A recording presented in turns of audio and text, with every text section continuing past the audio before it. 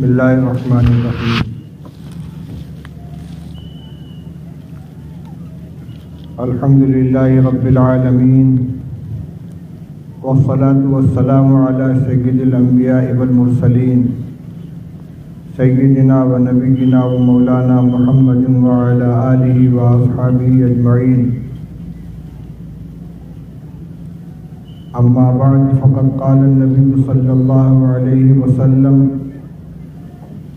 ذاق طعم الایمان من رضی باللہ ربا وبالاسلام دینا وبمحمد صلی اللہ علیہ وسلم رسولا ونبیا، او کما قال رسول اللہ صلی اللہ علیہ وسلم۔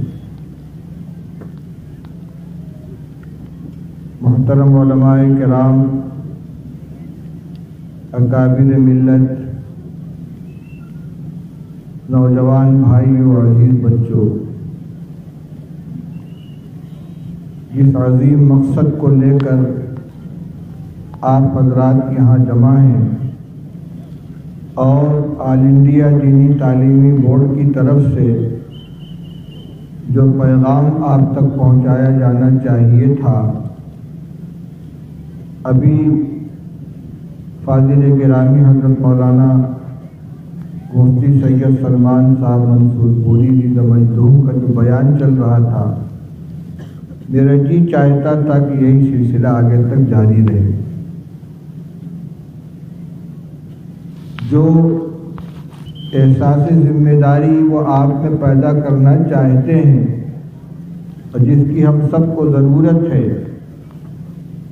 وہ موضوع بڑی خوبصورتی کے ساتھ صحابہ کرام رضی اللہ تعالی عنہ کی قربانیوں اور ان کے جذبات کی روشنی میں آپ کے سامنے بیان ہو رہا تھا۔ حقیقت یہ ہے، ایک مومن کا سب سے بڑا سرمایہ اس کا ایمان ہی ہے۔ ایمان ہے تو چاہے دنیا کی کوئی چیز اسے حاصل نہ ہو، وہ کامیاب ہے، اور ایمان نہیں ہے تو ساری دنیا اس کے قدموں میں ڈھیر کر دی جائے تو بھی وہ ناکام ہے۔ موحد کے بر پائے ریزی زرش کہ شمشیر ہندی نہیں برسرش، امید و حراسش نباشد کس ہمیں نسل دنیا دے توحید و بس۔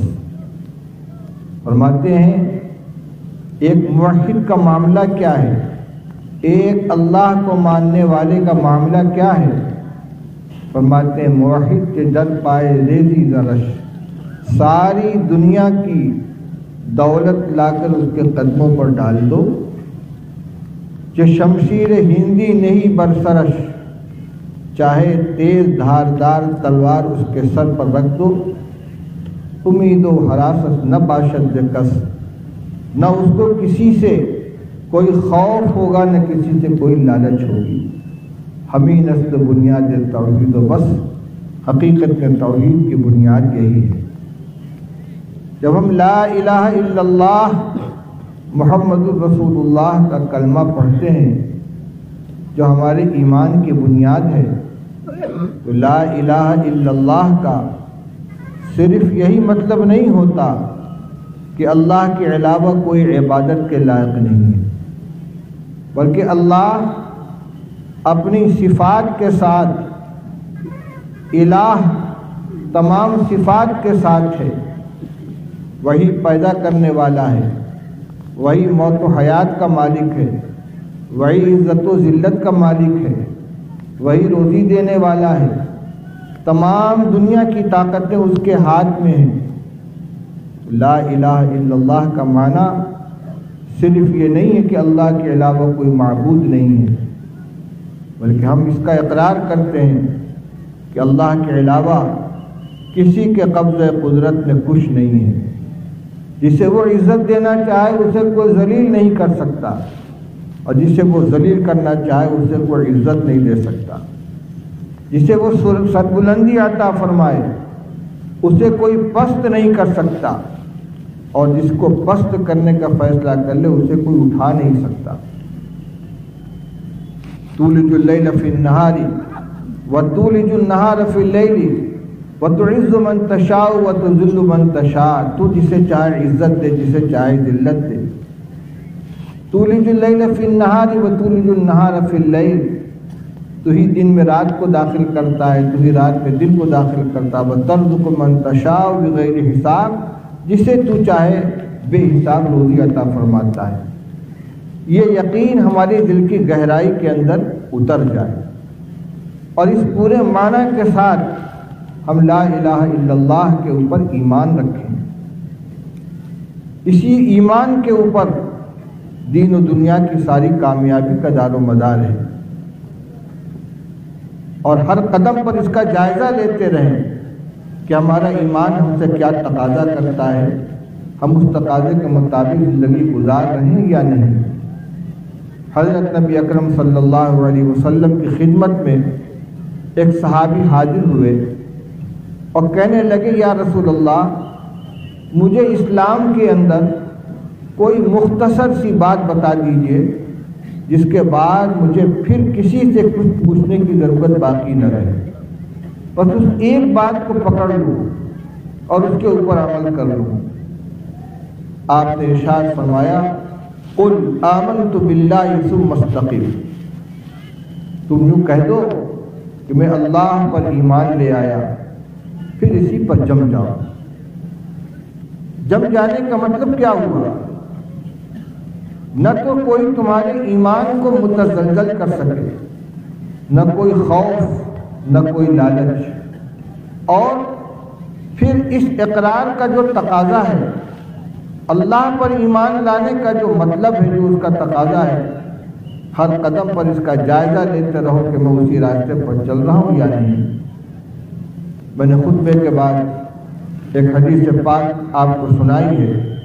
رسول اللہ صلی اللہ علیہ وسلم نے ارشاد فرمایا کہ ذاق طعم الایمان من رضی باللہ ربا وبالاسلام دینا وبمحمد صلی اللہ علیہ وسلم رسولا ونبیا، اس شخص کو ایمان کا مزہ آ گیا، اس نے ایمان کی لذت چکھ لی، جو اللہ کو رب مان کر راضی ہے اور جو اسلام کو اپنا دین مان کر راضی ہے، اور جو حضرت محمد مصطفیٰ صلی اللہ علیہ وسلم کو رسول اور نبی مان کر راضی ہے، یعنی دل کی گہرائی سے اللہ کو رب مانتا ہے، دل کی پوری بشاشت اور پورے انشراح کے ساتھ دین اسلام کو، اس کے تمام احکام کو، اس کی تمام تعلیمات کو قبول کرتا ہے، اس کو اپنے لیے نعمت سمجھتا ہے۔ اسی طرح حضرت نبی اکرم صلی اللہ تعالی علیہ وسلم کی رسالت و نبوت کا اقرار پوری دل کی گہرائی اور یقین کے ساتھ کرتا ہے، اور یہ یقین رکھتا ہے کہ میرے لیے دین و دنیا کی کامیابی حضرت نبی اکرم صلی اللہ علیہ وسلم کے اسوہ، آپ کی سیرت اور آپ کی تعلیمات پر عمل کرنے میں منحصر ہے۔ یہ اللہ کی بہت بڑی نعمت ہے، ہمیں اس کا اندازہ نہیں ہے۔ حضرت عمر بن خطاب رضی اللہ تعالیٰ عنہ کے دور خلافت میں ایک یہودی عالم نے یہ کہا کہ اے مسلمانوں کے امیر، آپ کی کتاب قرآن پاک کے اندر ایک ایسی آیت ہے کہ اگر وہ آیت ہماری جماعت یعنی یہود کے اوپر نازل ہوئی ہوتی تو ہم لوگ اس آیت کے نازل ہونے کا دن سالانہ عید کے طور پر منایا کرتے ہیں، یہی وہ دن ہے جس دن فلاں آیت نازل ہوئی تھی۔ حضرت عمر رضی اللہ تعالیٰ نے فرمایا، کس آیت کے بارے میں کہہ رہے ہو؟ تو اس نے آیت پڑھی۔ اللہ جل شانہ ارشاد فرماتے ہیں، الیوم اکملت لکم دینکم واتممت علیکم نعمتی ورضیت لکم الاسلام دینا، آج میں نے تمہارے لیے تمہارے دین کو کامل کر دیا، تمہارے اوپر اپنی نعمت پوری کر دی، اور تمہارے لیے اسلام کو دین کے طور پر ہمیشہ ہمیشہ کے لیے پسند کر لیا۔ یہ وہ آیت ہے۔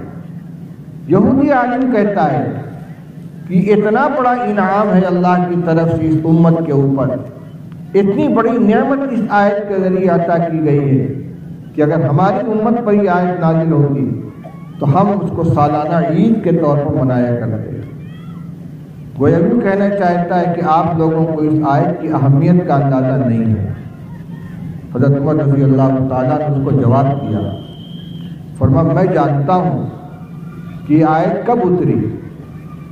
حجۃ الوداع کا موقع تھا، ذی الحجہ کی 9 تاریخ تھی۔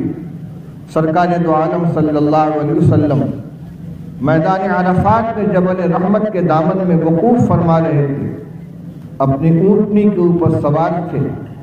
عصر کے بعد کا وقت تھا، آپ پر یہ آیت نازل ہوئی۔ وہ جمعہ کا دن تھا۔ علماء فرماتے ہیں کہ حضرت عمر رضی اللہ تعالیٰ عنہ نے 2 طرح سے اس کی بات کا جواب دیا۔ ایک تو یہ کہ تم یہ سمجھتے ہو کہ ہمیں اس آیت کی اہمیت کا اندازہ نہیں ہے، خوب اندازہ ہے۔ ہم نے اس آیت کے نازل ہونے کا دن، ہفتے کا کون سا دن تھا، کون سا مہینہ تھا، کون سی تاریخ تھی، کون سا وقت تھا، رسول اللہ صلی اللہ علیہ وسلم کس مقام پر تھے، کس کیفیت کے ساتھ تھے، ساری جزئیات کو محفوظ کر رکھا ہے۔ قرآن پاک میں 114 سورتیں ہیں۔ اجمالی طور پر شان نزول پر نظریں ہیں، ان کو محفوظ رکھا گیا ہے، لیکن ہر آیت کے بارے میں اتنی تفصیل، کس وقت، کس جگہ، کس حال میں، کس تاریخ میں، کس اور کون سی کیفیت پر نازل ہوئی ہے، ایسا نہیں ہے۔ لیکن اس آیت کے بارے میں ساری تفصیلات ہم نے محفوظ رکھی ہیں۔ کیوں؟ اس لیے کہ ہم اس آیت کی اہمیت کو جانتے ہیں۔ دوسری بات یہ ہے کہ ہم رسموں کے پابند نہیں ہیں۔ ہمیں تو اللہ نے جو عید عطا فرمائی ہے وہ عید مناتے ہیں، اور مسلمانوں کے لیے 2 عیدیں ہیں صرف، ایک عید الاضحیٰ اور ایک عید الفطر، اس کے علاوہ کوئی عید نہیں ہے۔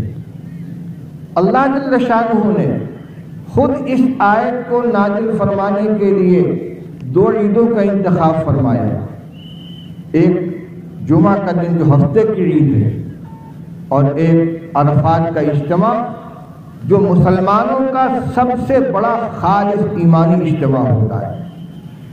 سارے حجاج کرام ایک کیفیت میں، حالت احرام میں، ایک عمل میں، وقوف عرفہ، ایک مقام پر موجود ہوتے ہیں، اور سارے کے سارے اللہ کی طرف متوجہ ہوتے ہیں۔ اتنا متبرک، اتنا پاکیزہ، اتنا مخلصانہ اجتماع روئے زمین پر اس وقت کے علاوہ کہیں نہیں ہوتا۔ اللہ جل شانہ نے خود اس آیت کریمہ کو نازل کرنے کے لیے جمعہ کا دن جو ہفتے کی عید ہے اور مسلمانوں کے سب سے بڑے اجتماع کو منتخب فرما کر اس آیت کی اہمیت کا خود فیصلہ فرما دیا ہے۔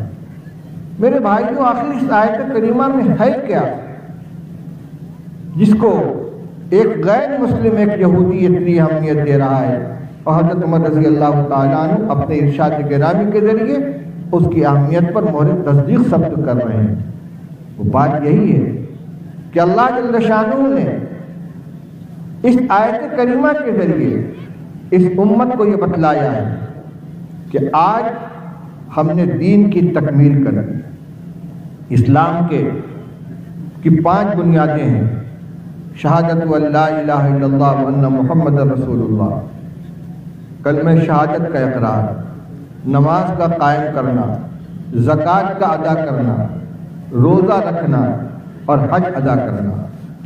بنی الاسلام علی 5 مشہور روایت۔ اسلام کا 5واں رکن حجۃ الوداع کے ذریعے عمل میں لایا گیا، اور رسول اللہ صلی اللہ علیہ وسلم نے 1,24,000 صحابہ کرام کے ساتھ حج ادا فرمایا، اور حج کی تعلیم دی۔ آپ نے فرمایا خذوا عنی مناسککم، لوگ مجھ سے حج کو سیکھ لو۔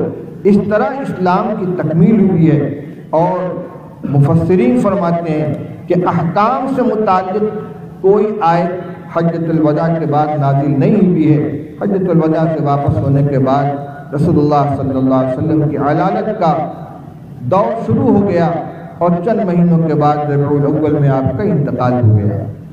تو گویا اس وقت تک دین کے سارے احکام آ چکے تھے۔ اللہ تعالیٰ نے تکمیل دین کو اپنی نعمت کی تکمیل قرار دیا، فرمایا اتممت علیکم نعمتی۔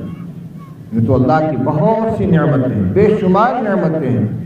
اللہ تعالیٰ خود ارشاد فرماتے ہیں وَإِن تَعُدُّوا نِعْمَتَ اللَّهِ لَا تُحْصُوهَا، اگر تم اللہ کی نعمت کو شمار کرنا چاہو تو ان کا احاطہ نہیں کر سکتے۔ لیکن اللہ نے اپنی ان نعمتوں میں سے جن نعمتوں کا احسان جتلایا ہے، جن کو خاص طور سے احسان جتلانے کے طور پر قرآن پاک میں ذکر فرمایا ہے، ان میں ایک یہ موقع بھی ہے۔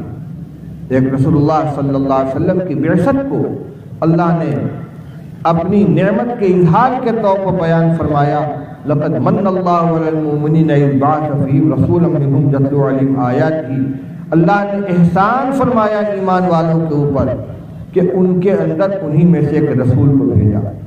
اسی طرح یہاں بھی اللہ تعالیٰ اپنے احسان کا ذکر فرما رہے ہیں کہ ہم نے تو تم کو دین کی دولت عطا فرمائی ہے، یہ ہماری نعمت ہے اور عظیم نعمت ہے، جس کے ذریعے دین کی تکمیل کے ذریعے ہم نے اپنی نعمت کی تکمیل کر دی ہے۔ وَرَضِيتُ لَكُمُ الْإِسْلَامَ دِينًا، اور ہمیشہ ہمیش کے لیے دین اسلام کو تمہارے لیے دین کے طور پر پسند کر لیا۔ اسی لیے قرآن پاک میں اللہ تعالیٰ نے صاف فرما دیا وَمَنْ يَبْتَغِ غَيْرَ الْإِسْلَامِ دِينًا فَلَنْ يُقْبَلَ مِنْهُ، کہ اگر اسلام کے علاوہ کوئی اور طریقہ زندگی کوئی اختیار کرنا چاہے گا ہرگز قابل قبول نہیں۔ میرے بھائیوں، میں نے جو بات آپ کے سامنے شروع کی ہے وہ یہ ہے کہ ایک نفس ایمان، اپنے عقیدے کو مضبوط کرنا، کوئی بڑی سے بڑی لالچ، کوئی بڑا سے بڑا خوف، سخت ترین حالات بھی ایمان کا دامن نہ چھوڑنے دے۔ دوسری طرف اس ایمان کے جو تقاضے ہیں ان کو اپنی زندگی کے اندر ہم زندہ کریں، اپنے ظاہر و باطن کو تعلیمات اسلام کے مطابق ڈھالیں۔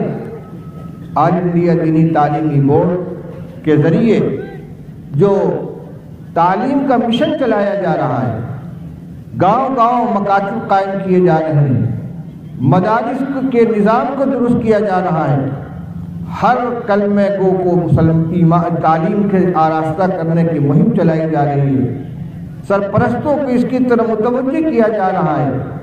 اس کا مقصد جہاں یہ ہے کہ ہمارا بچہ ہوش سنبھالے تو ایمان کے ماحول میں اور ایمان کی عظمت اور اس کی قدر و قیمت کو سمجھتے ہوئے اسی کے ساتھ ساتھ یہ بھی ہے کہ ہمارا معاشرہ دینی معاشرہ بنے، ہماری شکل و صورت اسلامی شکل و صورت بنے، ہمارے گھر کا ماحول دینداری والا ماحول ہو، ہمارے معاملات درست ہوں، ہمارے اخلاق درست ہوں، اپنوں کے ساتھ اور غیروں کے ساتھ ہمارا سلوک وہ ہو جس کی اسلام نے ہمیں تعلیم دی ہے، جس کی آقا نامدار صلی اللہ علیہ وسلم نے ہمیں تعلیم دی ہے۔ ہم مسلمان بنے، عقیدے کے اعتبار سے بھی مسلمان بنے، عبادات کے اعتبار سے بھی مسلمان بنے، اپنے معاملات کے اعتبار سے بھی مسلمان بنے۔ رسول اللہ صلی اللہ علیہ وسلم کی ہدایات کو دیکھیے، آپ نے صرف نماز روزہ حج زکوٰۃ کے ترک پر وعید نہیں سنائی ہے، معاملات اور اخلاق کے سلسلے میں اس سے زیادہ سخت الفاظ آئے ہیں۔ آپ فرماتے ہیں لا ایمان لمن لا امانت لہ، لا دین لمن لا عہد لہ، جس کے اندر امانت داری نہیں ہے اس کے پاس ایمان نہیں ہے، جس کے پاس وعدے کا پاس نہیں ہے، جو وعدہ کر کے وعدہ پورا کرنے کی کوشش نہیں کرتا، اس کے پاس دین نہیں ہے۔ آپ نے ارشاد فرمایا آیت المنافق ثلاث، اذا کذب حدث، اذا حدث کذب، واذا وعد اخلف، واذا اؤتمن خان۔ مومن کی تین پہچان ہے، جب بات کرے تو جھوٹ بولے، جب اس کے پاس کوئی امانت رکھی جائے تو امانت میں خیانت کرے، اور جب کوئی وعدہ کرے تو وعدہ خلافی کرے۔ یہ سب معاملات ہیں۔ امانت چاہے مال و دولت کی ہو، چاہے کسی کی عزت و آبرو کی ہو، چاہے کسی کے راز کی ہو، چاہے کسی کے مشورے کی ہو، ہر امانت کی حفاظت کرنی ہے۔ وعدہ جو بھی کیا ہے، وعدہ کرتے وقت اس کو پورا کرنے کی نیت ہو، اور اپنی پوری طاقت صرف کر دے کہ اپنے جو وعدہ کیا مومن کا وعدہ اسے پورا کرنا ہے۔ ایک واقعی حدیث میں آتا ہے رسول اللہ صلی اللہ علیہ وسلم کی اعلان نبوت سے پہلے کا ہے، ایک صاحب سے رسول اللہ صلی اللہ علیہ وسلم کو کچھ لینا تھا، ان کے ذمے آپ کو کچھ بقایا تھا۔ بازار میں کہیں ملاقات ہوئی، انہوں نے رسول اللہ صلی اللہ علیہ وسلم سے کہا آپ کہیں ٹھہریے، میں ابھی آتا ہوں۔ آپ نے فرمایا ٹھیک ہے، وعدہ کر لیا۔ وہ صاحب چلے گئے، بھول گئے۔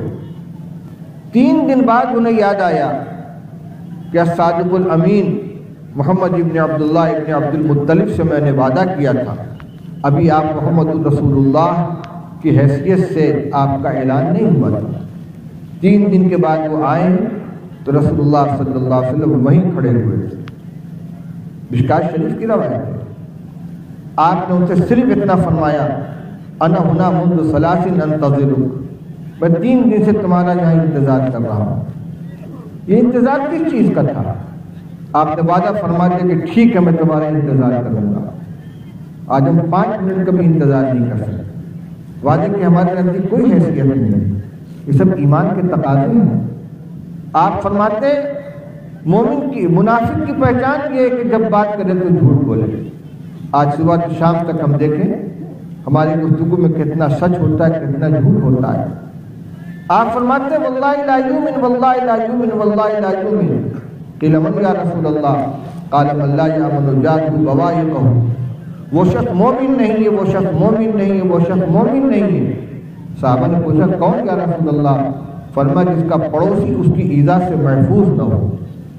اس کی بھی قید نہیں ہے کہ مومن مسلمان ہے کہ غیر مسلم ہے، رشتہ دار ہے کہ اجنبی ہے، چونکہ ایک مسلمان کا پڑوسی ہے، ایک مومن کا پڑوسی ہے، اس لیے اس کا حق ہے اس مومن کے اوپر اس کو اذیت نہ پہنچائے۔ اعلیٰ درجہ تو یہ ہے کہ اس کے ساتھ احسان کا معاملہ کرے، کہ اتنا نہیں کر سکتا تو کم سے کم یہ کہ وہ اس کی طرف سے مطمئن رہے، اندیشہ بھی نہ ہو اس کو کہ اس کو اس کی طرف سے ہمیں کوئی تکلیف پہنچے گی۔ اور امت کے بڑوں نے کر کے دکھلایا۔ کتابوں میں لکھا ہے حضرت امام اعظم ابو حنیفہ رحمۃ اللہ علیہ کا ایک پڑوسی تھا کوفہ میں، اور وہ عمل کے اعتبار سے بہت کمزور تھا، بہت خراب تھا، شراب وغیرہ پیتا تھا۔ اس نے اپنا مکان فروخت کرنے کا اعلان کیا، میں اپنا مکان بیچنا چاہتا ہوں۔ لوگوں نے پوچھا قیمت کا 20,000 درہم۔ کہنے والوں نے کہا تمہارے مکان کی قیمت 10,000 سے زیادہ نہیں ہے، تم 20,000 کی چیز کا مانگتے ہو۔ اس نے کہا 10,000 تو مکان کی قیمت ہے اور 10,000 ابو حنیفہ کے پڑوس کی قیمت ہے۔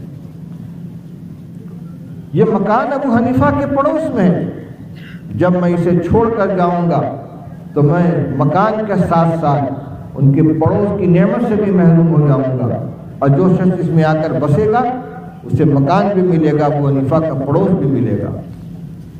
امام ابو حنیفہ رحمۃ اللہ علیہ کو جب یہ خبر لگی تو آپ نے 20,000 روپیہ اس کو دے دیا اور فرمایا یہ مکان کی طرح یہ پیسہ بھی تیرا، جو تو میری اتنی قدر کرتا ہے، میرے پڑوس کی اتنی قدر کرتا ہے، معلوم نہیں تیرے جانے کے بعد یہاں کون پڑوسی آ کر بسے گا۔ یہ کوئی ایک دن کی بات نہیں تھی، ایک زندگی گزاری تھی اس نے ان کے پڑوس میں رہ کر اس کو دیکھا تھا۔ امام اعظم ابو حنیفہ رحمۃ اللہ علیہ، ہم فقہ میں ان کے مقلد ہیں، ان کے فقہ اور ان کے دین کے استنباطات، ان کا مسائل کو تو ہم جانتے ہیں، لیکن ان کی زندگی کتنی پاکیزہ تھی، کتنی محتاج تھی، ہم نہیں جانتے۔ امام صاحب کپڑوں کے تاجر تھے، ایک مرتبہ کسی ضرورت سے اپنی دکان سے کہیں جا رہے تھے، اپنے کارندے کو انہوں نے ہدایت دی کہ دیکھو کپڑے کے فلاں تھان کے اندر کچھ عیب ہے، اگر کوئی خریدار آئے تو اس کے سامنے عیب ظاہر کر دینا، عیب چھپا کر مت بیچنا، جو قیمت طے اس پر فروخت کر دینا۔ امام صاحب تشریف لائے تو وہ تھان موجود نہیں تھا. پوچھا تھان کیا ہوا؟ اس کارندے نے بتلایا وہ تو فروخت ہو گیا. کہ تم نے خریدار کو آئے بتلایا تھا؟ کہ نہیں میں بھول گیا.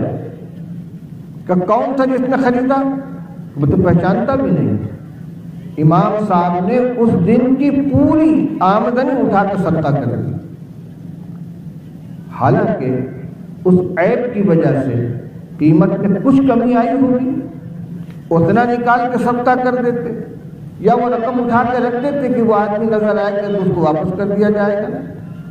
لیکن حضور صلی اللہ علیہ وسلم نے ارشاد فرمایا کہ من غش فلیس منا، جو ملاوٹ کرے، جو دھوکہ دے، وہ ہم میں سے نہیں ہے.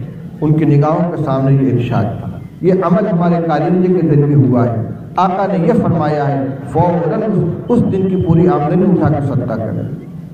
میرے بھائیوں میں یہ کہہ رہا ہوں، نبی کریم صلی اللہ علیہ وسلم نے جو فرمایا قل آمنت باللہ ثم استقم، اللہ پر ایمان لانے کا اعلان کر دو، میں مومن ہوں، میں اللہ کو مانتا ہوں، میں اللہ پر ایمان رکھتا ہوں. تو اس راستے کے اوپر قدم صحیح بڑھاؤ، ادھر ادھر بھٹکنے نہ پاؤ، جم جاؤ اس کے اوپر. تمہارا کوئی عمل، تمہارا کوئی معاملہ، تمہارا کوئی اخلاق اس ایمان کے تقاضے کے خلاف نہ ہو. میرے بھائیوں، دینی تعلیمی بورڈ آپ کے اندر اسی سوئے ہوئے جذبے کو بیدار کرنا چاہتا ہے. سب سے پہلی بات یہ کہ علم دین کو عام کریں. کسی مسلمان کا کوئی بچہ کم از کم بنیادی دینی تعلیم سے محروم نہ رہے. مکتب کی تعلیم دلائیے، قرآن پڑھائیے، ناظرہ پڑھائیے، تعلیم الاسلام ہے، دینی تعلیم کا رسالہ ہے، اس طرح کی جو جن کے اندر عقائد اور بنیادی چیزیں ہیں ان کو یاد کرا دیجیے، سمجھا دیجیے. پھر اگر اللہ توفیق دے اس کو آپ حافظ بنائیے، عالم بنائیے. اور اگر آپ کی مرضی، آپ کسی اور لائن کو اس کو لے جانا چاہتے ہیں، ڈاکٹر بنانا چاہتے ہیں، انجینئر بنانا چاہتے ہیں، علماء اس کے خلاف نہیں، اس کو منع نہیں کرتے، لیکن اس کی گھٹی میں ایمان پڑا ہوا ہونا چاہیے اور اتنا مضبوط ہونا چاہیے کہ دنیا کی کوئی طاقت اس کو متزلزل نہ کر سکے. مولانا نے جن باتوں کی طرف اشارہ کیا، آج جو نوجوان بچے اور بچیاں فتنوں کا شکار ہو رہے ہیں، چاہے وہ ایمان سے ہاتھ دھو بیٹھے براہ راست، چاہے اسلام کے نام پر پھیلنے والے کسی فتنے کا شکار ہو جائیں کہ مسلمان بن کر کوئی آئے اور ان کے ایمان پہ ڈاکہ ڈالے، جیسا قادیانیت کا فتنہ ہے، اور اس علاقے میں اور پورے ملک کے اندر آج کل شکین بن حنیف کا ایک فتنہ ہے. ان فتنوں کا شکار وہی نوجوان ہوتے ہیں، وہی نوجوان بچے اور بچیاں ہوتی ہیں کہ جن کو اپنی بنیادی دینی تعلیم سے واقفیت نہیں ہے. چاہے وہ عصری تعلیم کے اعتبار سے گریجویٹ ہو رہے ہیں، یہ بھی ہو سکتا ہے کہ وہ شکل و صورت کے اعتبار سے بڑے دیندار ہوں، نمازوں کی پابندی کرتے ہوں، جماعتوں میں جاتے ہوں، مسجد میں صف اول میں بیٹھتے ہوں، لیکن عقیدے کی بنیاد ان کو نہیں معلوم ہے، ایمان کی بنیاد سے وہ واقف نہیں ہیں، اعمال سے واقف ہیں، عبادات کے مسائل سے واقف ہیں، کیونکہ بنیاد ایمان کی بنیاد کیا ہے، بنیادی عقیدے کیا ہیں، ان کو وہ نہیں جانتے. اس لیے ان کو جو کچھ پڑھایا جاتا ہے، جو پٹی پڑھائی جاتی ہے، وہ اس کی شکار ہو جاتے ہیں. یہ بہت اہم مسئلہ ہے، یہ سرپرستوں کی ذمہ داری ہے. کلکم راعٍ وکلکم مسئول عن رعیتہ. رسول اللہ صلی اللہ علیہ وسلم فرماتے ہیں تم میں کا ہر ایک ذمہ دار ہے اور ہر ایک سے اس کے ماتحت کے بارے میں سوال کیا جائے گا. یہ تو بہت بڑا احسان ہے علماء کرام کا، ارباب مدارس کا، مکاتب کے ذمہ داروں کا، کہ انہوں نے آپ کے انفرادی بوجھ کو ہلکا کر دیا. جس طرح ہر باپ کے ذمے اپنے بیٹے کے، اپنی بیٹی کے روزی روٹی، لباس، دوا علاج، سردی گرمی سے بچانے کے سامان وغیرہ کا انتظام کرنا اس کی ذاتی ذمہ داری ہے، اس میں کوئی شریک نہیں ہے. ہر باپ اپنی اولاد کے کھانے کا ذمہ دار ہے، اس کے کپڑے کا ذمہ دار ہے، اس کی رہائش کا ذمہ دار ہے، بیمار ہو جائے دوا علاج کا ذمہ دار ہے. اور تنہا اس کی ذمہ داری ہے۔ بالکل اسی طریقے سے ہر بچے کو ایمان سکھلانا، اس کو دین کی بنیادی تعلیم دینا، یہ ہر باپ کی تنہا ذمہ داری ہے۔ یہ تو احسان ہے اللہ کے فضل و کرم سے کہ اللہ نے ایسی شکل پیدا فرما دی ہے، مدارس ہیں، مکاتب ہیں مسجدوں کے اندر، اور مختلف مستقل مکاتب ہیں کہ آپ کا صرف اتنا کام ہے کہ آپ بیداری کے ساتھ اپنے بچے کو مکتب میں داخل کریں اور اس کی تعلیم کی نگرانی کریں، اس کے بستے کو دیکھیں، اس میں کس چیز کی ضرورت ہے، اگر کوئی کام حوالے کیا گیا ہے تو گھر پر آ کر اس کو پورا کرتا ہے کہ نہیں، پابندی کے ساتھ وہ سبق میں شرکت کرتا ہے کہ نہیں، اور کبھی کبھار مکتب کے استاد سے، مدرسے کے استاد سے رابطہ کر کے بچے کے بارے میں رپورٹ لینا، آپ کی ذمہ داری کو وہ انجام دے رہے ہیں۔ اس لیے میرے بھائیوں، اس ذمہ داری کو محسوس کریں، اور آج کے ماحول میں پہلے سے کہیں زیادہ دینی تعلیم اور بنیادی دینی تعلیم کی اہمیت بڑھ گئی ہے، اور اس لیے کہ فتنے ہر طرف سے آ رہے ہیں۔ میں سمجھتا ہوں کہ اتنا بڑا یہ اجتماع جو جس کے مختلف نشستوں میں، عمومی اور خصوصی پروگراموں میں ان مسائل کی طرف توجہ دلائی گئی ہے، یہ ضائع نہیں جائے گا۔ ہم خود اپنی زندگی کے اندر پورے دین پر عمل کرنے کی کوشش کریں گے، ایمان کی حفاظت بھی کریں گے، ایمان کے تقاضوں کو بھی اپنے اندر زندہ کریں گے، سچے پکے مسلمان اور حضرت نبی اکرم صلی اللہ تعالیٰ علیہ وسلم کے سچے امتی بن کر جئیں گے، اور اپنے بچوں کو اسی راہ پر لانے کی کوشش کریں گے۔ میں اپنی علالت کی وجہ سے بہت لمبی گفتگو نہیں کر پاؤں گا، اتنے ہی میں میرا کام ہو گیا۔ اللہ تعالیٰ ہم سب کو عمل کرنے کی توفیق عطا فرمائے، اور جو پیغام اس اجلاس کے ذریعے دیا جا رہا ہے اس کو لے کر اپنے مقام پہ جائیں۔ خصوصی مجلس میں یہ بات کہی جا چکی ہے کہ جن علاقوں سے مکاتب کے قیام کے مزید تقاضے ہیں، یا ان لوگوں نے اپنی معلومات سے ان کا اظہار کیا ہے، تو اس کو مکمل کرنے کی محنت میں لگ جائیں، اور اپنے علاقائی ذمہ داروں کی سرپرستی اور نگرانی میں کام کی